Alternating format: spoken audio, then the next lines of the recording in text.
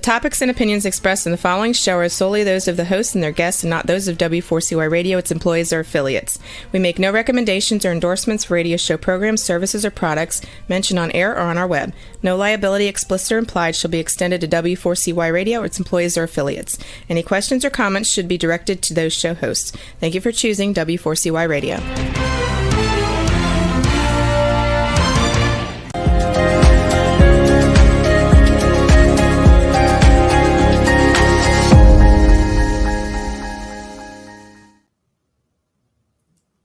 Good afternoon, everyone. It's Donna Campbell with Real Estate Dreams and Beyond. Welcome to our show. I am joined today by my lovely co-host, Lucia Carell of Elsie's Credit Solutions. Hi. And Jeff Enos from Elsie's Credit Solution. Hello. Chief Goer, and also Jennifer Fleming from Waterstone Mortgage. Hey, everybody. How are you today? I'm great.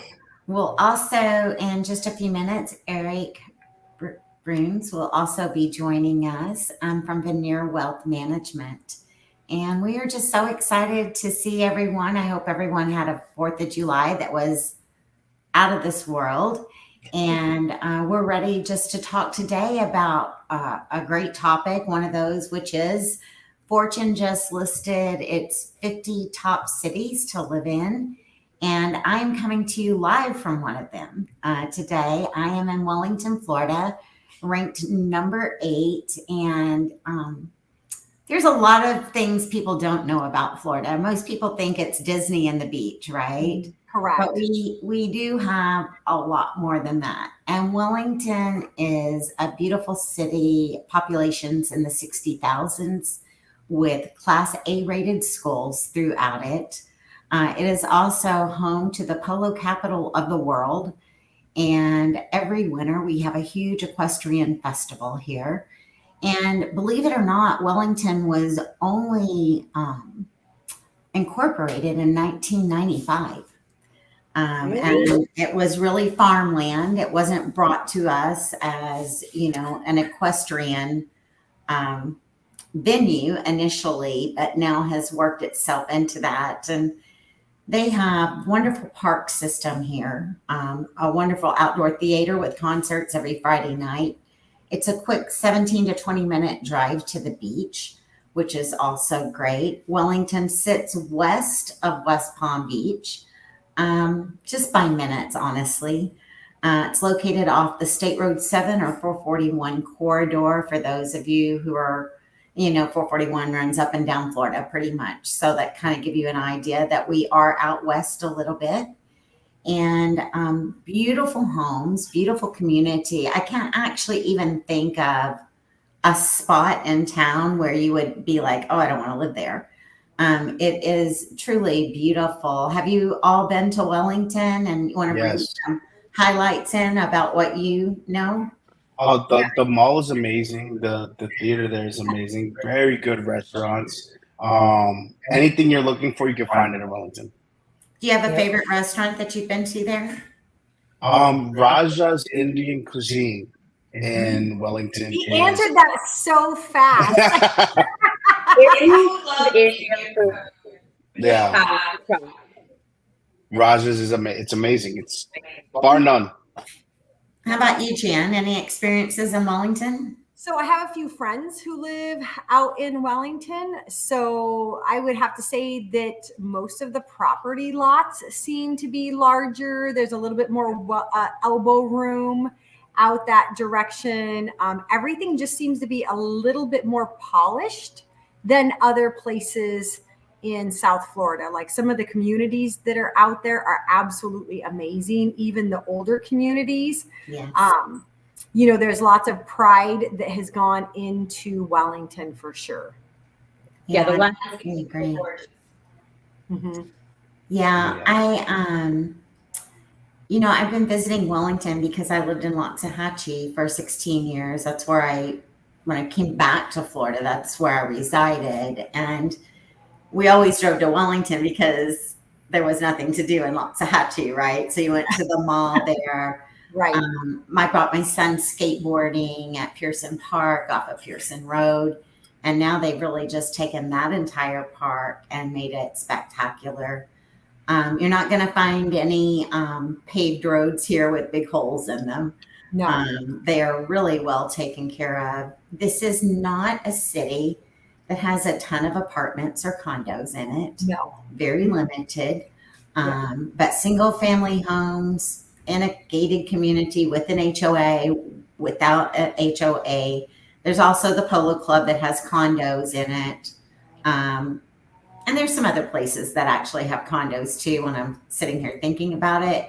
But primarily it is made up of beautiful single family homes and some barns that are nicer than any house I've ever lived in. Yeah, there's some amazing barns. Well, because These aren't barns, first of all. Community, the entire polo community comes to South Florida, to Wellington for the winter.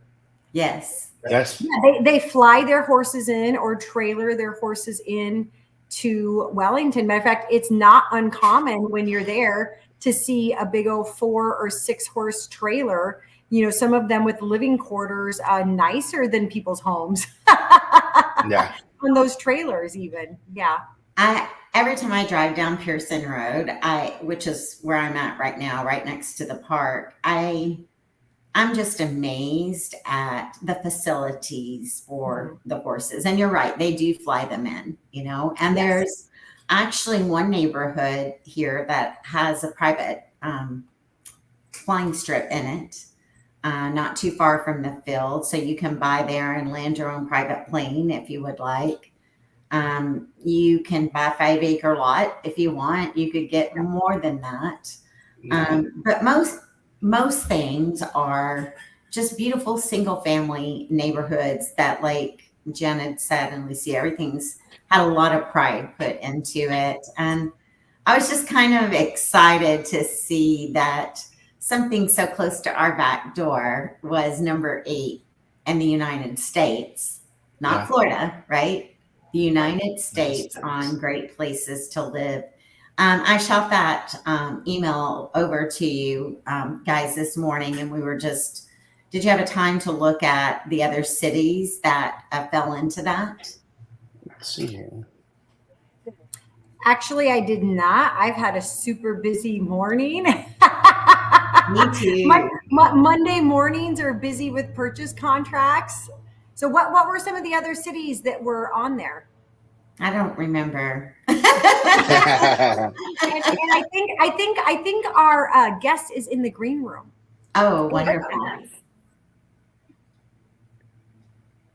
Hi. There he goes, Mr. Eric Bruns. Hey guys, what's going on? Doing great. How you doing today? Can't complain. Not that anyone would listen, but I'm not going to. No, it's Mondays. I had some time to talk to Donna this morning, and then we got cut off, and that was it. Her day just blew up, and mine blew up right after. So that's a great thing. Busy Mondays are great. Well, Eric, we just kicked off the show with Wellington making number 8 in the nation of great places to live.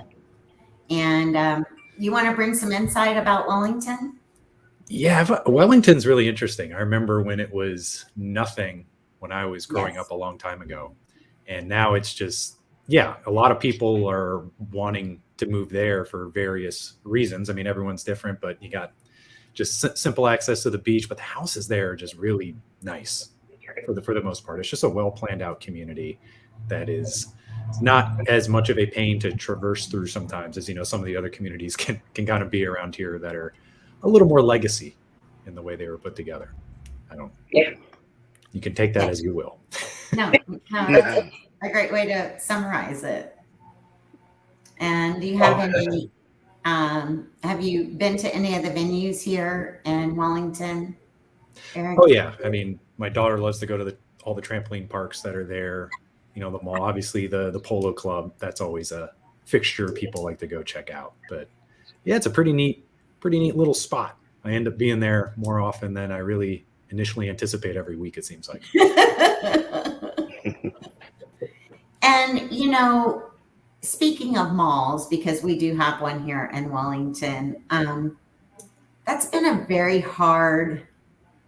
It's been hard for malls, Yes. since COVID has hit, and you see a lot of them declining with tenant occupancy, upkeep.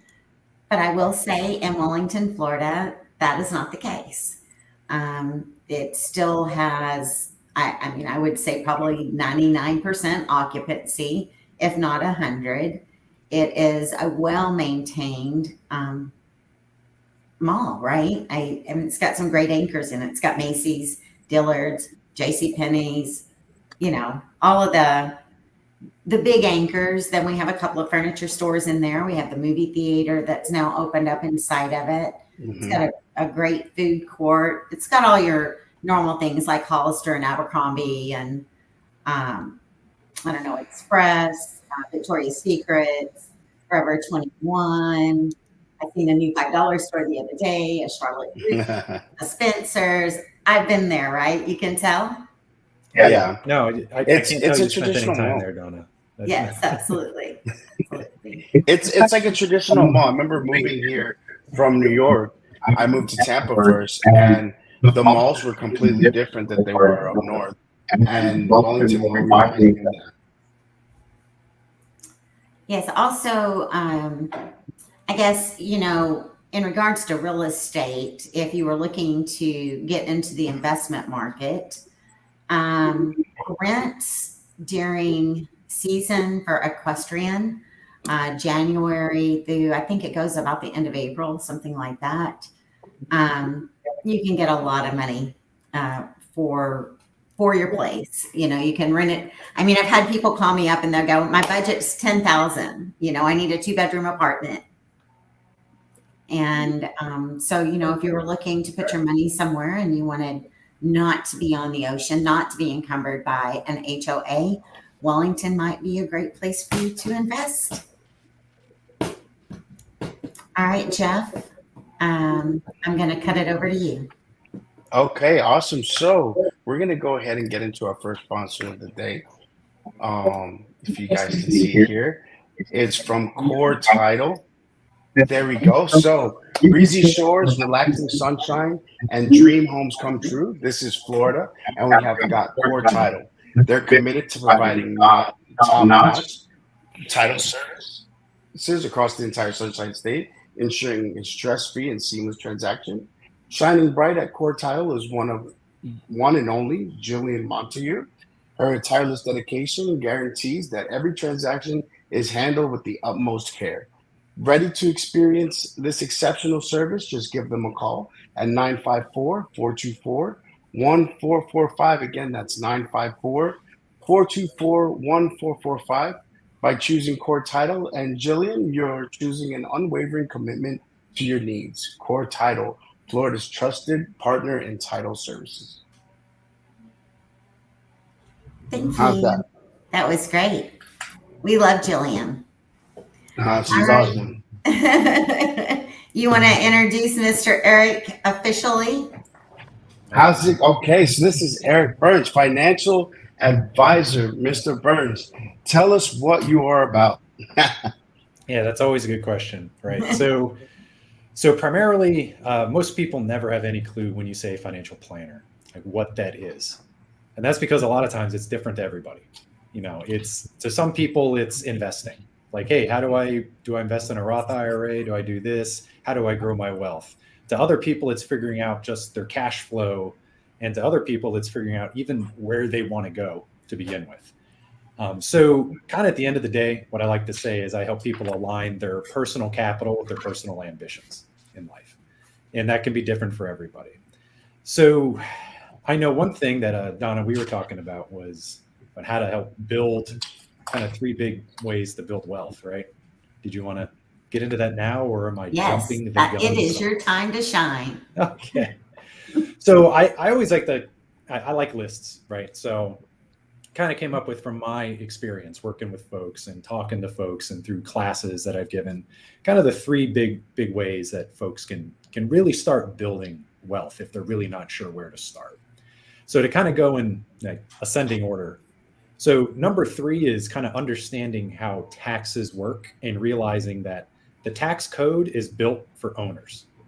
Mm-hmm. So if you're not owning something, whether that be a business or some sort of real estate investing and making that into a business as well on the side, you're leaving a lot of tax advantages that our system allows you to take on the sideline. So if you're just a W-2, you're kind of sometimes shooting yourselves in the foot for the ability to save taxes and grow wealth in the long run. The next thing is really number 2, understanding cash flow. And what I mean by that is some people would see that and just think like budgeting.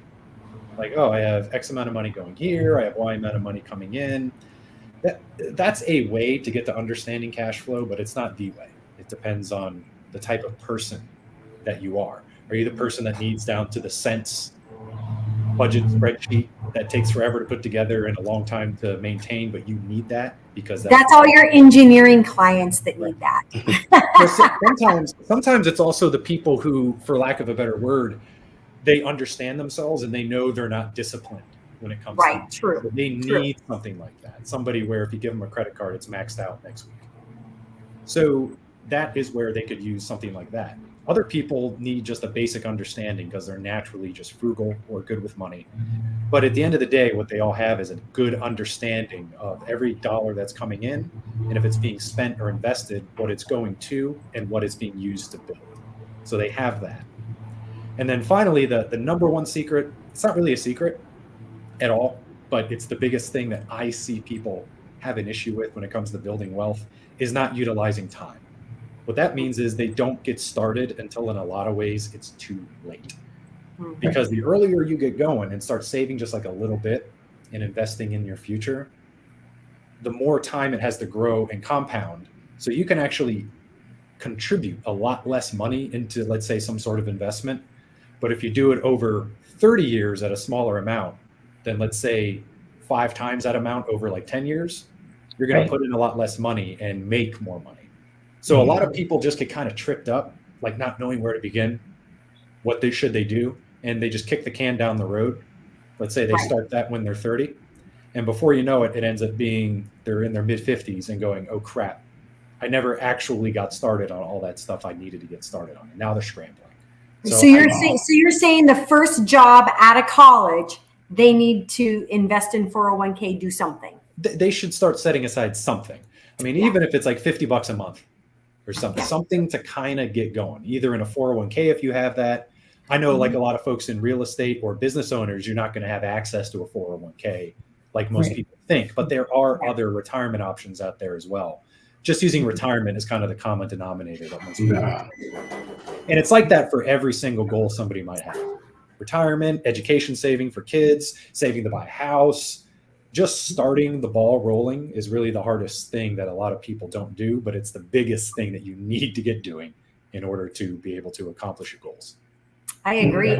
I look at people's finances, all day long as a mortgage broker, and there's lots of people who are in their 50s, and I ask, because sometimes some loans I need to show reserves on, just that they have a savings beyond what we need to close. Mm-hmm. And I'm a little bit shocked as to how many people say no, that they don't. Yeah, it's pretty common, unfortunately. Yeah, a lot of people are just out. So what would be a rough percentage number of what a reserve could look like? I guess let's say I'm 37 years old. What should I have put aside? What's something that the banks are looking for, Jen? So on some of my loans types, that is Waterstone mortgage money that I'm lending, or on jumbo loans. So anything over non-conforming limits of $720,000, they want to see that you have 6 months or more of your full payment in a savings account somewhere. So whatever, if your payment is $4,000, multiply that times 6, times 6, they want to see that you've got $24,000 or more in a savings account just hanging out. Okay.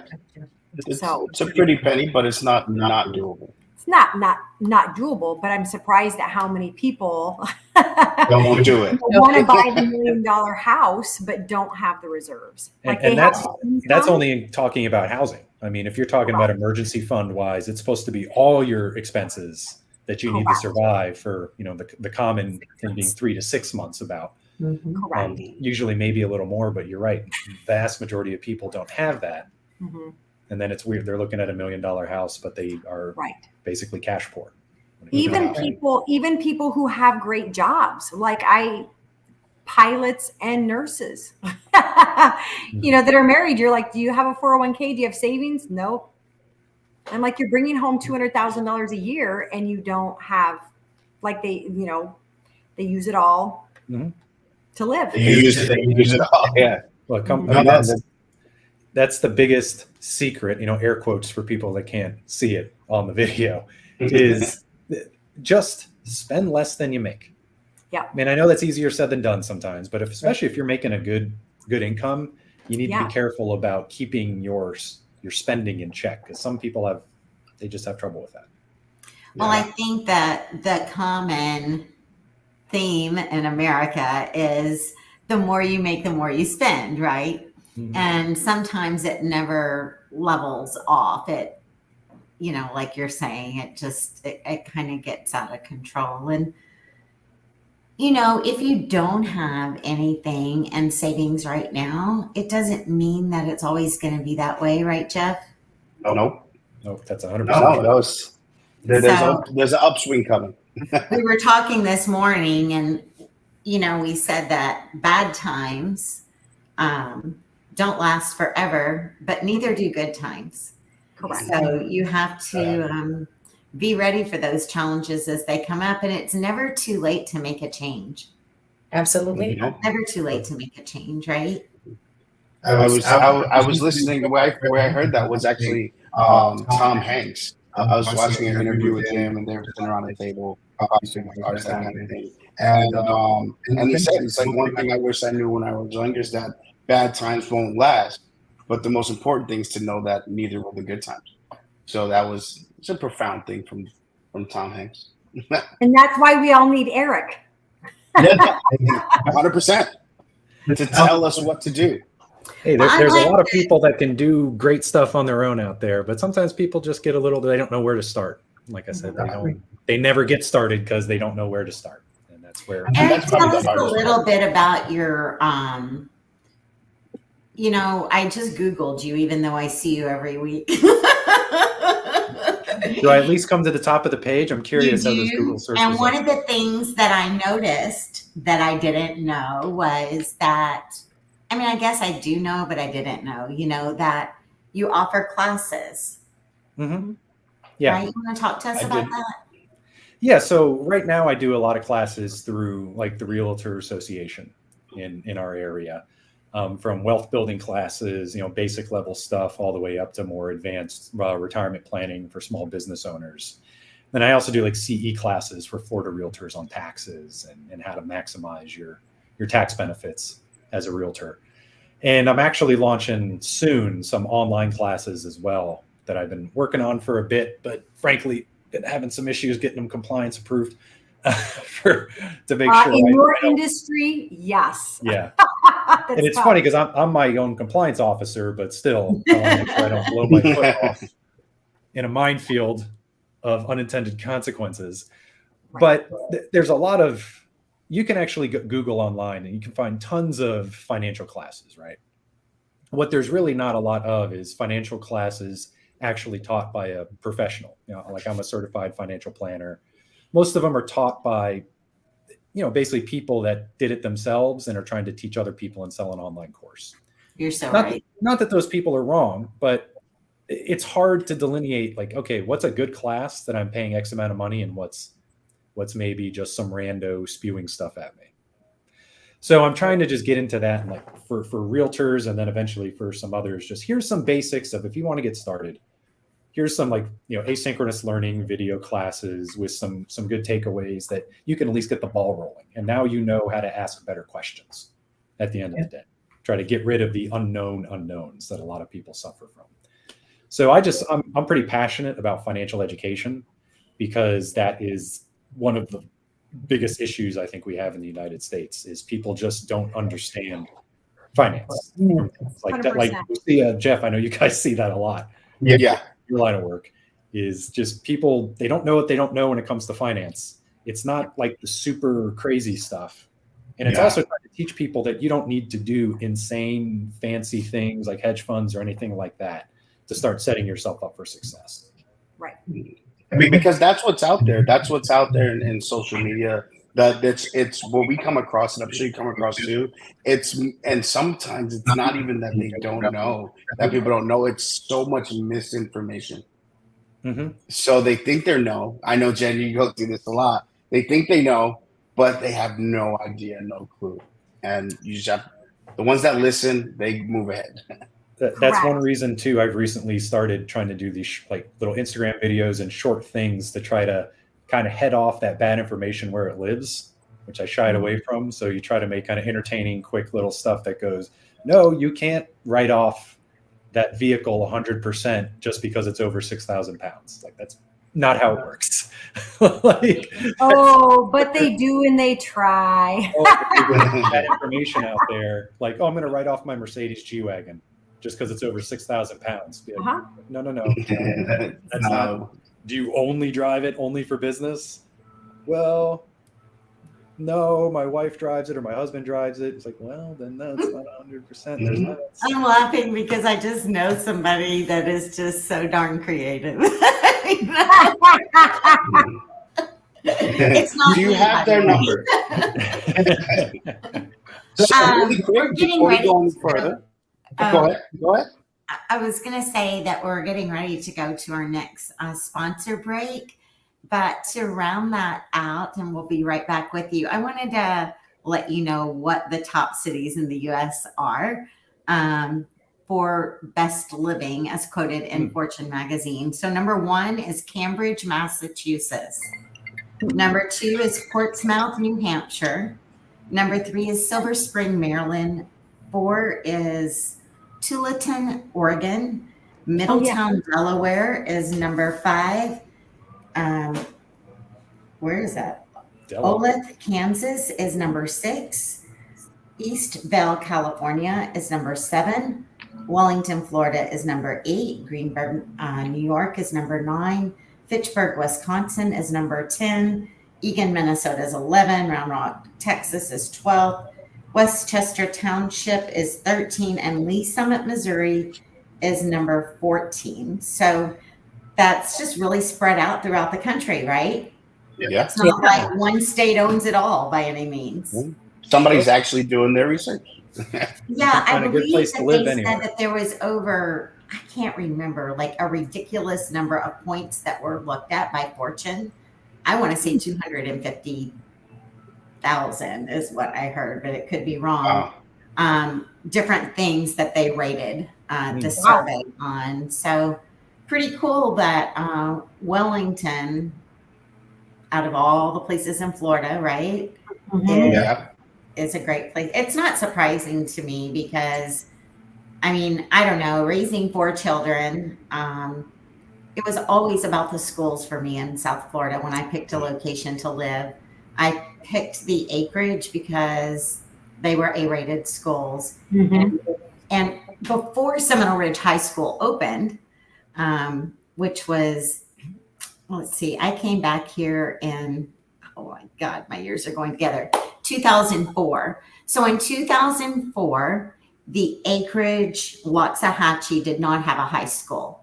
Everyone commuted from the acreage in Waxahachie to Wellington to high school. And then several years into it, maybe 2010, 2000, something like that, Seminole Ridge High School was built in the orange groves, right? And now across the street where the other orange groves are is a brand new city called Westlake. So, you know, we picked up a lot, but it's grown so much because that many people also live in the acreage, right? Or if not more. And you have Wellington, but have always just been known for having wonderful school systems. So if you're raising a family, there would be many reasons to choose a community like that to be part of. And that will take us to our sponsor break. We'll be right back with you. Okay. So our sponsor for today is LC's Credit Solutions. Welcome to sunny Florida, where dreams of owning a home should never be denied. But what do you do when your client doesn't qualify for their dream home?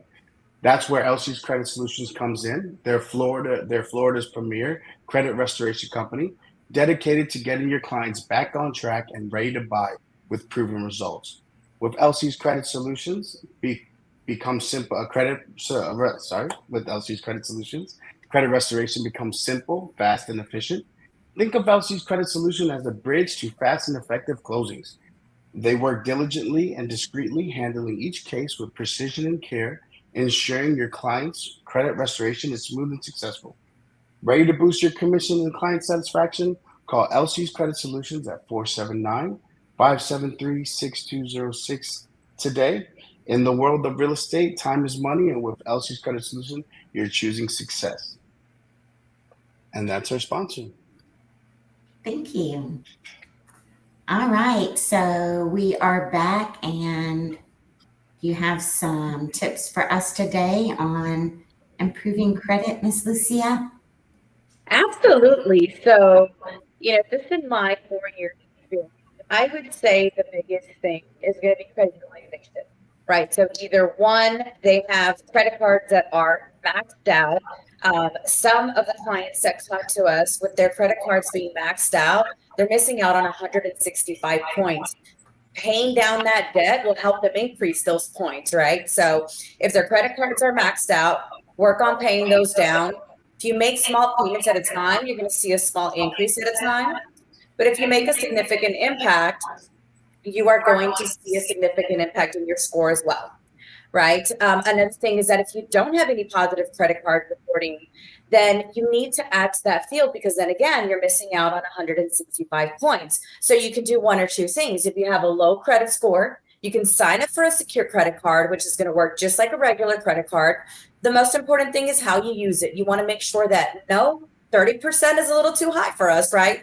We always recommend 3 to 10% so you have excellent utilization. So get started on secure credit card, or you can have your significant other or a close family member add you as an authorized user, as long as there's no late payments and they're not maxed out. Their utilization is between 3 and 10%. They can add you as an authorized user. You can benefit from that account, and now you're picking back off someone who has good credit.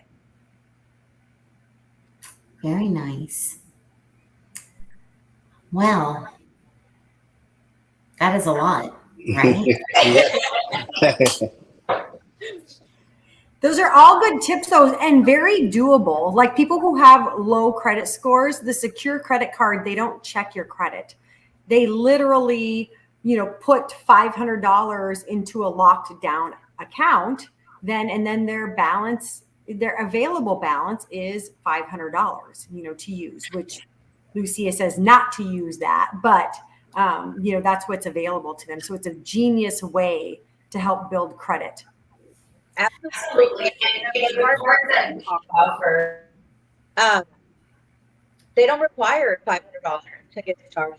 With a minimum $200, you can get started, and that's what's going to be your credit limit. And like I said, 3 to 10% to give you excellent utilization is going to help boost up your credit significantly. You can go from a 550 to a mid 600 score just by making sure that your utilization is exactly where it needs to be. Yep. Yeah. Also, another thing is make sure you're checking your credit report, right? Make sure you're checking your credit report. Make sure that what's reporting on your credit profile is 100% accurate, because if it's not 100% accurate, you can dispute that with the credit bureaus to try to get that inaccurate information eliminated, which will also help increase your score. I will say that disputed accounts on the mortgage end, if there's a bunch of them, it triggers some stuff where then the automated underwriting system does not like that if there's a bunch of disputed accounts, because they think something fishy is going on. Right. I think that usually happens when there's an active dispute. So if that happens, the client can call the bureau, tell them that they want to cancel all the active disputes. They'll cancel that disputes, and they won't be seeing that information is in dispute status. Awesome. So that's all they need to do then is cancel that. Yep. Call and cancel. Awesome.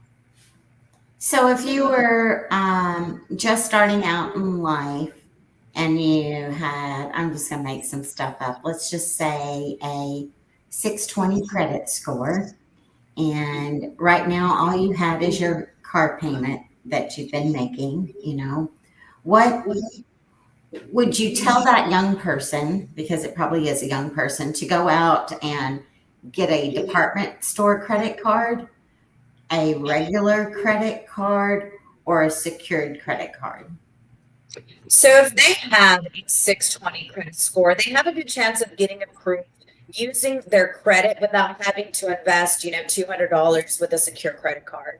So they can apply for, it can either be a regular credit card, which is usually what we recommend, or it can be a department store, but we would recommend a regular credit card, and they can apply once. Now, if they don't get approved that one time they'd apply, do not apply for any more cards.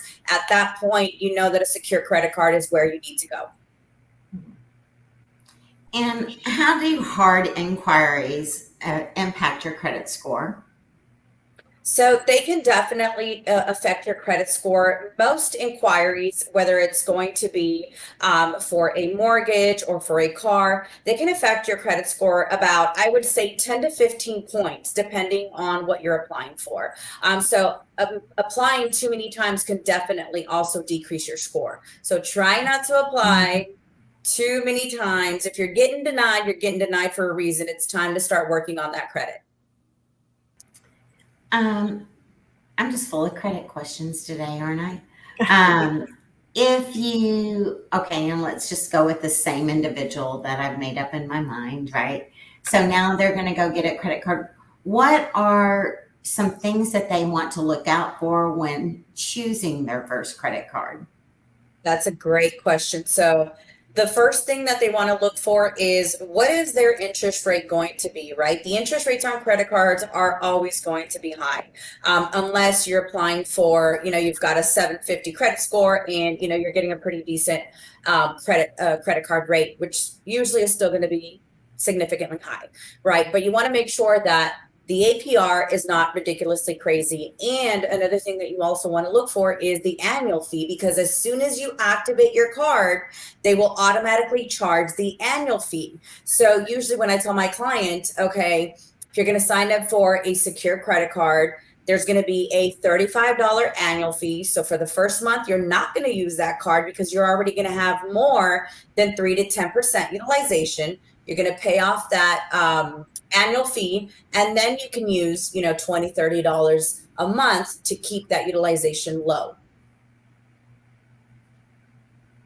That makes sense. Some of these annual fees can be $99, $165. I mean, they can be ridiculously high. I know American Express has like a $695 annual fee. So definitely make sure that you're looking at the annual fees when you're signing up.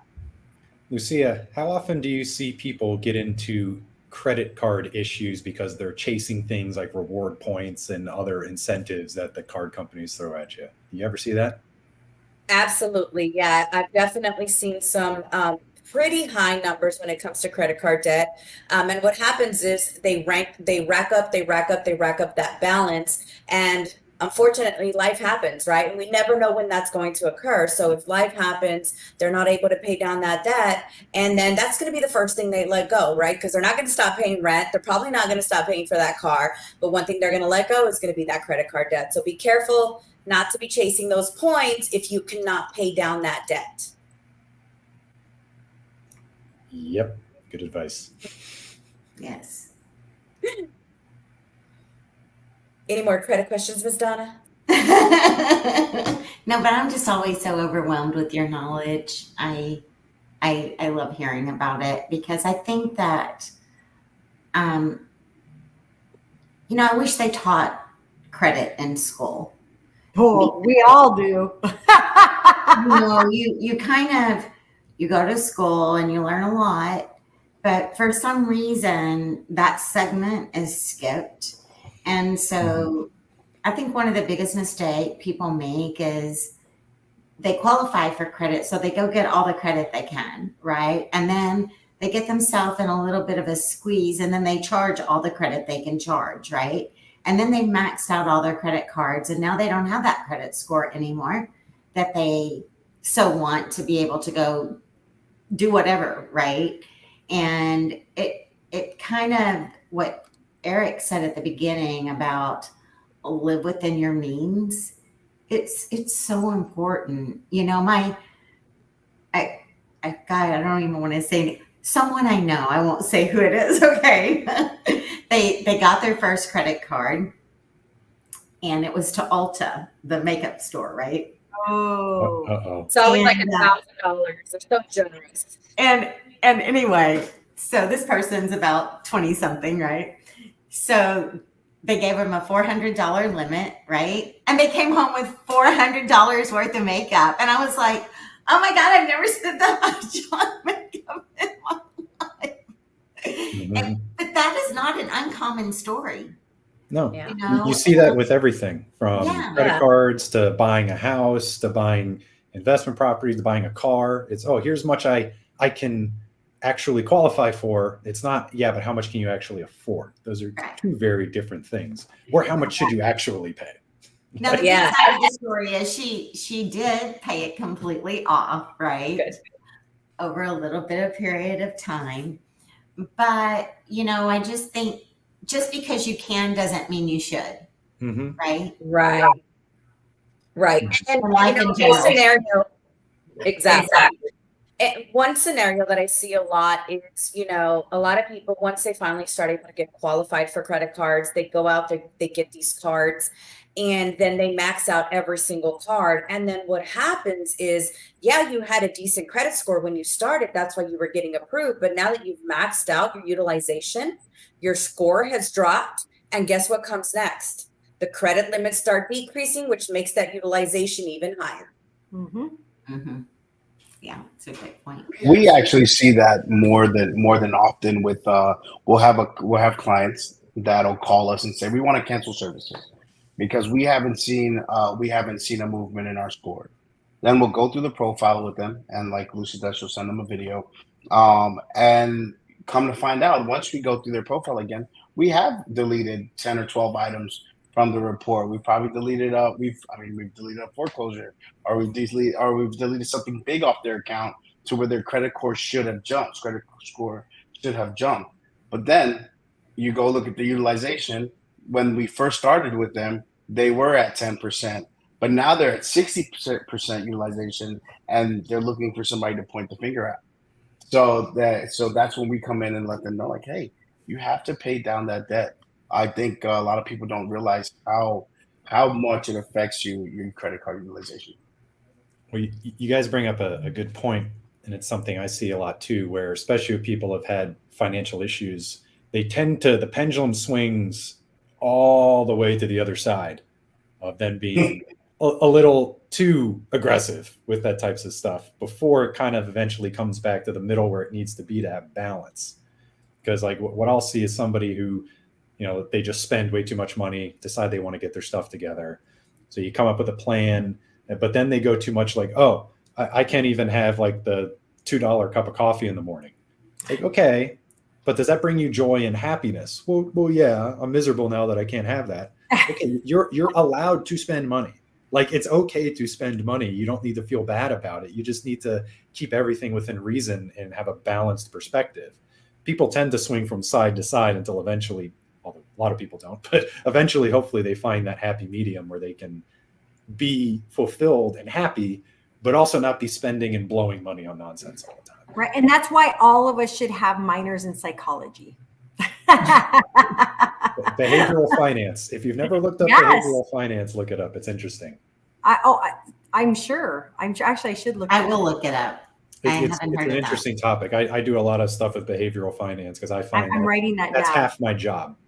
Well, it's half my job as well, and I probably just don't even realize that I'm probably coaching people through. Yeah, I'm finishing up working with some clients right now, and really what they're buying with my services is the psychological aspect. Like one of this, they're a married couple. One of them wants basically me to tell them, okay, yeah, you guys are on a good path. We've looked at everything. You're on a good path. You're allowed to spend money now. And the other one wants me to say that same type of thing to them so that they can go enjoy life now Right. while they can, without feeling like they're robbing their future for their present, which they're not. They're in really good shape. What's funny is that seems to be a very American way of being, from my understanding of overseas. And Jen, you can speak to that fact. Is I feel like as Americans, we do need to be told it's okay to have a good time, like the weekends. It's okay, like Friday, like it's okay to work to not work today, or it's okay to go spend money. It's okay to just take some time out of the day for you to rest. And I think that's just our culture as Americans to go hard, even if it's in the wrong direction. Yeah. The upbringing is a big thing. Like, how was your family life growing up?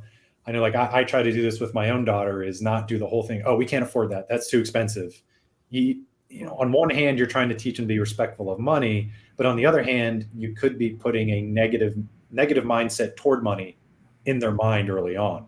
So it's trying to strike that balance in the middle of, well, you can spend money on something that you know it's valuable, you guys get something from it, and you're respectful of the money, but don't be going crazy with it. But it's okay to spend money. Like right now, we're trying to get my daughter to actually spend some of the birthday and Christmas money she's gotten. She just wants to keep it in her piggy bank. And I'm like, no, it's okay to enjoy it. That's what it's there for. It's meant for a purpose. It's not just there for having numbers go up on a spreadsheet. So Correct, Little Miss Real Estate.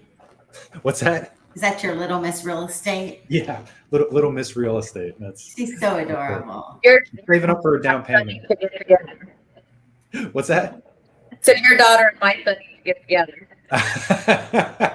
I'm going to bring it a marketing madness here before the end of the spend. summer again, so that'll be good. You know, one of the things that I can remember my mother coming back from, oh my gosh. My mother, I don't know what happened to my screen. It just went black. My mother came back. Well, if you don't know, like, you know that I worked for Walmart for 22 years as a GM. And I grew up in a Walmart family. I started moving with Walmart when I was 11 years old. My mother got remarried, and we lived in Arkansas at the time. And Walmart wasn't very old, and Walmart is from Arkansas, right? And it was a big thing to go to year-end meetings. And I can remember when Dawn Soderquist was running the company, and they used to have all of the, before it got so big, you would bring your spouse with you to the meeting if you were a store manager or higher. And they would bring all of, you know, the spouses together and kind of have a meeting for them, because your better half is working a lot of hours and they're trying to bring, you know, some love to it all, I guess, basically. And Dawn Soderquist said to them, as a financial lesson, that if you can't manage a little, you'll never manage a lot. And I just hear that over and over in my head from my mother all the time. You know, she still says it as well. But I think there's a lot to be said about teaching our young people how to manage at an early age, just a little. And hopefully that will turn into them being able to manage a lot as they get older, and to build their wealth and to have a great credit score and to get a mortgage from Jen and buy a home for me, right? That's what we all want. That's the big circle of life that we're looking for there. We are out of time. Can you believe that? Yeah, that went way too fast. So I just want Eric to do a shout out on where people can get a hold of you at, Eric. Right. You could go to my website, vanirwealth.com, or follow me on Instagram, Twitter, Facebook, all that at Eric A. Bruns. So, yeah. Yes. And Jen, any final words? I think we are out of time. I keep on seeing our engineer. Well, I want to thank all of you for getting together with me today. My lovely co-host, as always. It's a pleasure. Eric, thank you so much, as always. Thank you. For bringing breakfast last week to Marketing Madness, and for just, I just love the friendship that we've been able to make over the past year and a half. It's great to know such a professional and someone that served our country as well. I just love you. So thank you so much for being on our show. For all of our viewers out there, we are on every Monday at 3:00. This is Donna Campbell with Real Estate Dreams and Beyond, also a local realtor here in South Florida. And this is a real estate dream team. All of us are willing and ready, and we want to help you. So give us a call. And until next time, we'll see you next Monday at 3:00. Thanks, everyone. Thank Bye. you. Bye. Bye.